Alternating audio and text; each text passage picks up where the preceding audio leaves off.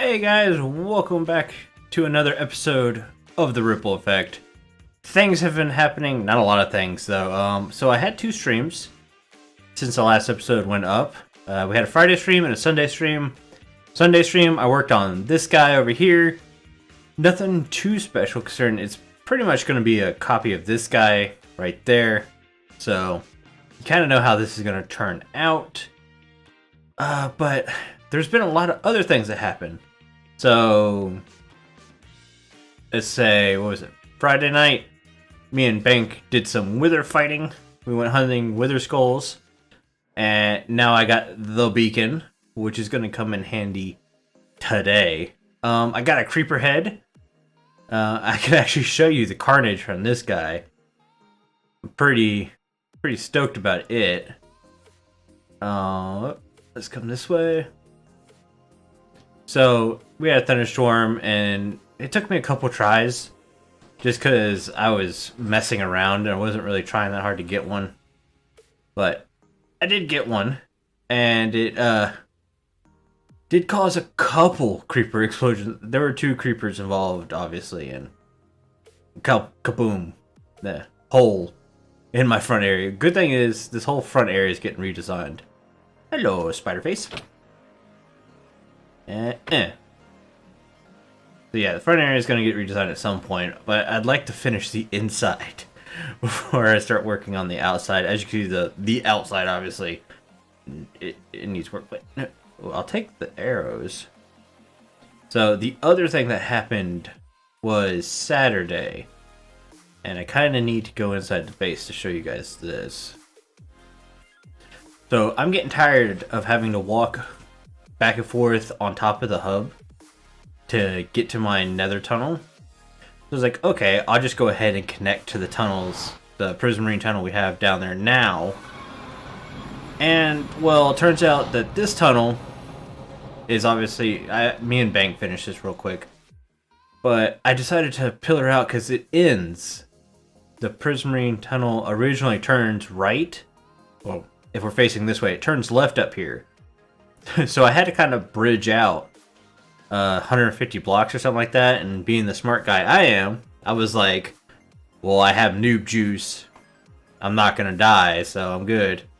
Well, gas came, knocked me off the one wide pillar I was on. I was like, well, I'll just drink my noob juice. I was dead before I could finish the bottle. So, yeah, drink your noob juice before you start the project, and you'll be fine. And like most things are, this is temporary. I'm kind of working on a real design for this. I've got it up in a multiplayer server. Bank's in there helping me out. I think Freddy will probably jump in there at some point and help out too. But yeah, we're going to try to redo a straight tunnel all the way through here with some access points for either side to branch off on. Yeah, so I died. Again. I died multiple times fighting the Wither. So, yay, double-digit deaths. Alright, so what we're going to do today. Today, I need to work on some farms. We took an episode off from doing some big redstone projects. Did a baby redstone project, which at the end of the episode, we're going to go check, because I know people have been buying the shulker boxes. Man, we're still doing good on dry kelp. We need this iron to be... I'm going to use like all this to create a beacon. I need this to be better. Produce more. But I'm tired of these guys just kind of sitting here not giving me nothing. I mean, manually I've been able to go through and collect a little bit of supplies. I don't have a lot of carrots and potatoes because I've been trading mainly because I died. And I don't have a lot of sugar cane because I've been turning that into rockets. So we definitely need to get some farms going with these guys, and I know just the place. So I changed my mind. As you can see, I'm starting to build my beacon up over here. Originally, the plan was to have a bridge that kind of went out to this side, where the iron farm is, and then do the villagers over in that mountain. And I'm not really a fan of it right now. Mainly because, one, I don't have this area super lit up yet. So I would need to take some time to really spawn proof all through here. And then if I decide I don't want to, like, I'm already changing my idea for this back wall, which is really influencing what I'm doing next.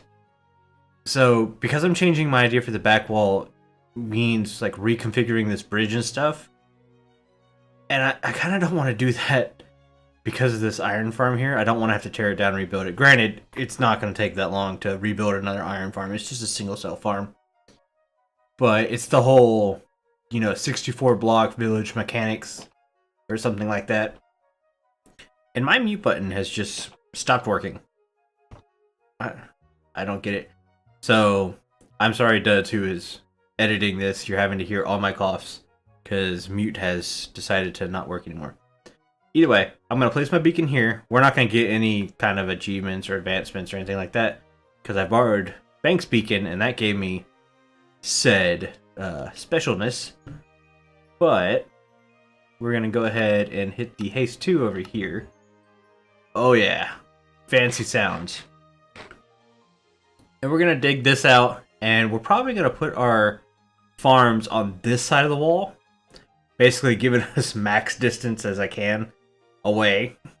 Yeah, because 64 blocks, it's going to cut close. You know what, I might just measure out real quick how far away I need to be for 64 blocks so I don't chance messing this up. Okay, so this might not work either. 64 blocks from the edge of the iron farm puts me way out here.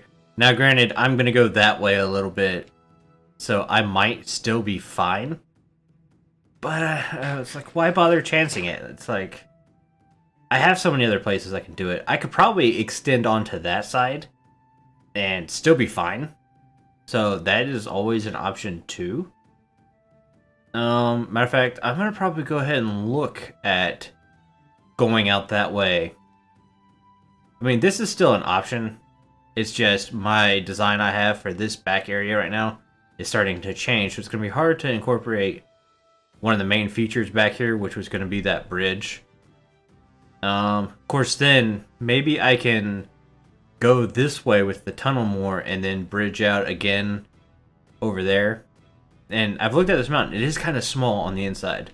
So I'm not going to be able to do huge farms. Of course, granted, my carrot and potato farms generally aren't huge because they go into overflow within the first, I don't know, month of me having them set up. So it still might be a decent idea to come out here and plow into that soft spot right there. I don't know. I'm going to keep looking, keep doing some measuring, and then I'll bring you guys back. Alright, with the beacon torn down, I'm going to show you where we're going. We're actually going to keep going this way. It makes more sense to continue this way with the wall than to... I didn't want to break that just yet. Than to go anywhere else, because if we put it back this way, at least it's a short water stream back to this room. So we don't have to worry about running long streams, going across the ravines and everything. So technically it makes more sense to be relatively close to this room, and it's literally in the opposite direction of the iron farm. So that cures 2 birds with 1 stone. I had some plans for this area, but that was all kinds of 50-50. So I don't mind losing what's going on back this way, because I can just move it over to this side. So it's a good thing we're starting on this side again. And that means I can do my new plans for over here. So yeah, I'm going to get to digging after I replace my beacon. And then I will talk to you guys in a little bit. And let's face it, carrot and potato farms are nothing really new from the outside. So let me show you what's new and cool about this one.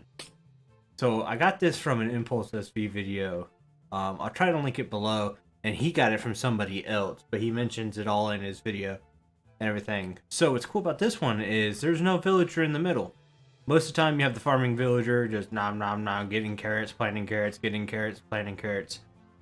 And then he comes over here and goes, oh, this guy is hungry. And he throws carrots at this guy and you grab it in water stream and move it far, far away so this hungry villager always stays hungry.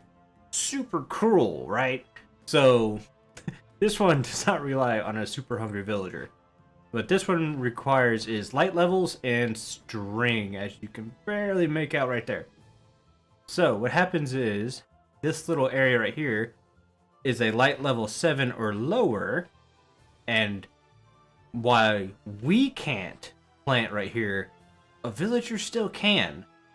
So what he's going to do is he's going to go, oh, I missed a spot, plant a carrot, walk over these string things, and any carrots he plants in this area will immediately pop out and get sucked down by the hopper I have underneath.